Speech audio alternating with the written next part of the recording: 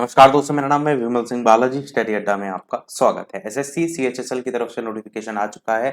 आवेदन हो गए शुरू। ऑफिशियल वेबसाइट ssc.nic.in है।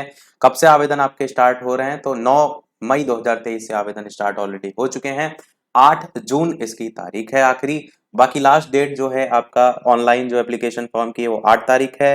और अगर बात करें ऑनलाइन फीस पेमेंट की तो 10 तारीख है। और अगर बात करें ऑफलाइन चालान की तो 11 तारीख है। और अगर बात करें बैंक चालान के थ्रू अगर आप आवेदन करते हैं, और बात करते हैं आगे करेक्शन वीक के लिए भी समय दिया गया है 14 से 15, यानी 1-2 दिन का।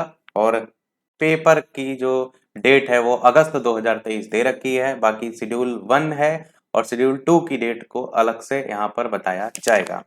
बात करते हैं कौन कौन सी पोस्ट हैं। तो लोअर डिवीजन क्लर्क की पोस्ट है, जूनियर सेक्रेटेरियन असिस्टेंट जेएसए की पोस्ट है, लेवल 2। यहाँ पर पे ग्रेड भी आप साथ में देखते रहिएगा। बाकी अगली पोस्ट डाटा एंट्री ऑपरेटर की है जिसमें लेवल 4 है। बाकी ये आपकी जो है सैलरी वगैरह है। लेवल 5 भी इसमें दिया गया है। और data entry operator grade A की भी पोस्ट है। ऊपर डाटा एंट्री ऑपरेटर लेवल 4 है, यहाँ पर भी लेवल 4 है, परंतु यहाँ पर ग्रेड चेंज है। ऊपर आप देखेंगे लेवल 4 और 5 दोनों है। वैकेंसीज की बात करते हैं तो ये भी लिखा है कि कुल मिलाकर के 1600 वैकेंसी हैं। और बात करते हैं रिजर्वेशन की तो SC ST OBC जो रिजर्वेशन है, PWD रिजर्वेशन है, वो सभी जगह अप्लाई होगा। बात ये भी करते हैं कि फंक्शनल रिक्वायरमेंट तो ये जब आप आवेदन करेंगे वहां पर मांगा जाएगा। बाकी भारत के नागरिक होना चाहिए। एज लिमिट की बात करते हैं तो 1 अगस्त 2023 से आपकी एज काउंट होगी। और कितनी एज मांगी गई है? तो 18 से 27 एज आपकी मांगी गई है। बाकी यहाँ पर एक एग्जाम्पल भी दिया गया है कि बाई चांस आपकी अगर ये डेट ऑफ बर्थ है तो इससे ज्यादा नहीं होना चाहिए, इसके बाद नहीं होना चाहिए। बाकी आप 1 अगस्त 2023 से एज अपनी काउंट कर लीजिएगा। बाकी एज में छूट रिलैक्सेशन की बात करते हैं। SC ST को 5 साल, OBC 3 साल, PWD अनरिजर्व 10 साल, PWD OBC 13 साल, SC ST PWD 15 साल। इसके अलावा एक सर्विसमैन को 3 साल। और इस प्रकार डिफेंस और अलग अलग जो है यहाँ पर और भी छूट की बात की गई है। फिर यहाँ पर क्वालिफिकेशन की बात की गई है अलग अलग पोस्ट के अकॉर्डिंग। जैसे डाटा एंट्री ऑपरेटर DEO वाला है ग्रेड ए के लिए, और इसी में ही controller and auditor general of India ministry of consumer affairs करके यहाँ पर दे रखा है। तो 12th आपका पास होना चाहिए, और वो भी साइंस स्ट्रीम से पास होना चाहिए, with mathematics as a subject होना चाहिए इस पोस्ट के लिए। उसके बाद LDC की बात की गई है, जैसे DEO करके। इसमें भी आप देखेंगे तो 12th पास होना चाहिए केवल। और इक्विवेलेंट एग्जामिनेशन अगर आप पास होंगे, यहाँ पर कोई भी प्रकार से मैथ या साइंस का कोई बाउंडेशन नहीं है। तो इस LDC पोस्ट के लिए कोई भी आवेदन, या DEO पोस्ट के लिए कोई भी आवेदन कर सकता है।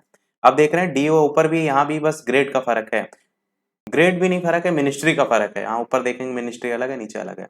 बाकी यहाँ पर the candidate who appeared in their 12th standard और इक्विवेलेंट, जो ऑलरेडी है इस समय क्लास 12th में, वो भी इसमें अप्लाई कर सकते हैं। दिखा लिखा हुआ है can also apply, however they must possess essential qualification or before the cut off date. यानी कि जो इन्होंने 1/8/2023 तारीख दी है, क्वालिफिकेशन उससे पहले की ही आपकी होनी चाहिए।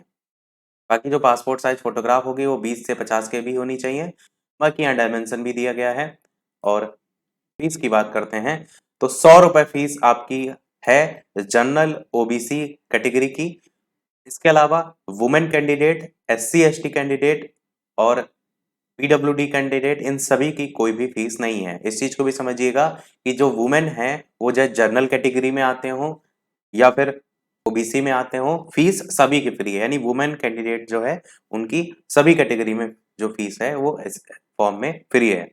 केवल जनरल और OBC जो कैंडिडेट है उनकी 100 रुपए है मेल कैंडिडेट में। ये भी बताया गया है कि अगर आप आवेदन में कुछ करेक्शन करेंगे तो 200 रुपए चार्ज लिए जाएंगे अगर पहली बार आवेदन करेंगे। अगर फिर से आप आवेदन कर रहे हैं, मतलब फिर से उसमें करेक्शन दूसरी बार करेंगे, तो उस कंडीशन में 500 रुपए फीस आपसे ली जाएगी। बाकी यहाँ पर एग्जामिनेशन सेंटर दिए गए हैं, कौन से रीजन से रिलेटेड है, कौन सा क्या एड्रेस है, वो यहाँ पर आप पूरा देख पाएंगे लिस्ट। जैसे अगर उत्तर प्रदेश की बात करते हैं तो उत्तर प्रदेश में आपका जो सेंटर बनाए गए हैं वो आपका आगरा, बरेली, गोरखपुर, झांसी, कानपुर, लखनऊ, मेरठ, प्रयागराज, वाराणसी, ये सब बनाए गए हैं। बाकी आप कहीं का भी देख सकते हैं, पूरी लिस्ट दे रखी है। पेपर आपका 2 चरणों में होगा, टायर 1 टायर 2। पहले आपका टायर 1 होगा, उसी की तारीख अभी बताई गई है। बाकी बात करते हैं सिलेबस की, कैसे क्या सब्जेक्ट आएंगे। तो English, general intelligence, quantitative aptitude और जनरल अवेयरनेस, यानी जीके, रीजनिंग, मैथ और इंग्लिश, ये 4 पोर्शन आएंगे। नंबर ऑफ क्वेश्चन जो है आपके यहाँ पर 25, 50 जो स्लैश करके लिखा है ना, उसमें 25 जो है वो आपके नंबर ऑफ क्वेश्चन होंगे और 50 जो है वो नंबर का होगा, यानी टोटल आपके 25 25 25 टोटल 100 क्वेश्चन होंगे और 200 नंबर का आपका पेपर होगा। समय जो है वो 1 घंटे का होगा। बाकी 80 मिनट जो आपके किसी न किसी छूट से संबंधित है, जैसे पीडब्ल्यूडी कैंडिडेट वगैरह, तो उनके लिए 80 मिनट है। नॉर्मल आपका 1 घंटे का पेपर होगा और आपका ऑब्जेक्टिव टाइप पेपर होगा। और माइनस मार्किंग की बात करते हैं तो माइनस मार्किंग को लेकर के नीचे बताया गया है कि 0.50 यानी आधा नंबर की जो मार्किंग है माइनस मार्किंग वो होगी आपकी। बाकी यहाँ पर डिटेल में भी पेपर 1 और पेपर 2 का दिया गया सिलेबस की क्या-क्या देखने को आपको मिलेगा।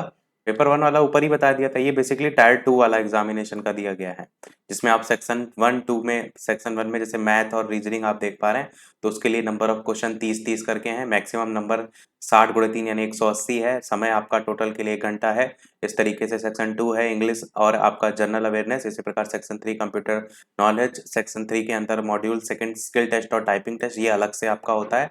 15 मिनट का इसमें टाइमिंग रहता है, जो कि साइड में आप यहाँ देख पा रहे हैं। बाकी टाइपिंग टेस्ट भी आपका होगा, जैसे एलडीसी या जेएसए पोस्ट के लिए करेंगे आप आवेदन, तो वो केवल पार्ट सी उनके लिए, यानी इसमें ये भी होता है जैसे एसएससी सीजीएल में मैंने आपको बताया था कि आप जो सारी पोस्ट दी गई हैं, उन पोस्ट के आधार पर भी आपका अलग-अलग एग्जाम या अलग-अलग आपका जो टाइपिंग टेस्ट है वो होता है। तो जब आवेदन करेंगे तो उसमें पूछेगा क्या आप इस पोस्ट के लिए भी आवेदन करना चाह रहे हैं? तो आपकी जो क्वालिफिकेशन है उसके अकॉर्डिंग ही आप यस यस कीजिएगा। जैसे जूनियर स्टैटिस्टिकल ऑफिसर करके एसएससी सीजीएल में था, तो उसमें स्टैटिक्स में जिन्होंने ग्रेजुएशन वगैरह कर रखा है, इस तरीके से अलग से मांगा गया था। तो वो चीज़ आपको ध्यान देनी है। बाकी यहाँ पर डिटेल में सिलेबस दिया गया है। लास्ट में सबसे कुछ सर्टिफिकेट भी दिए गए हैं, जैसे डिसेबिलिटी वाला हो गया या आप कहेंगे कास्ट वाला हो गया। तो जैसे लिखा रहता है नोटिफिकेशन में ही कि ये पर्टिकुलर सर्टिफिकेट इस एनेक्स्चर के अकॉर्डिंग होना चाहिए। तो जो भी एनेक्स्चर की बात की गई है वो सबसे लास्ट में नोटिफिकेशन में जो है वो की गई है। तो सारी चीज़ें हमने बता दी। फिर भी यदि आपका कोई प्रश्न हो तो कमेंट में आप पूछ लीजिएगा और आवेदन करने के लिए आप डायरेक्ट ssc.nic.in पर जा सकते हैं। सरकारी रिजल्ट जो वेबसाइट है उस पर भी आप जा सकते हैं, सभी जगह आपको मिल जाएगा।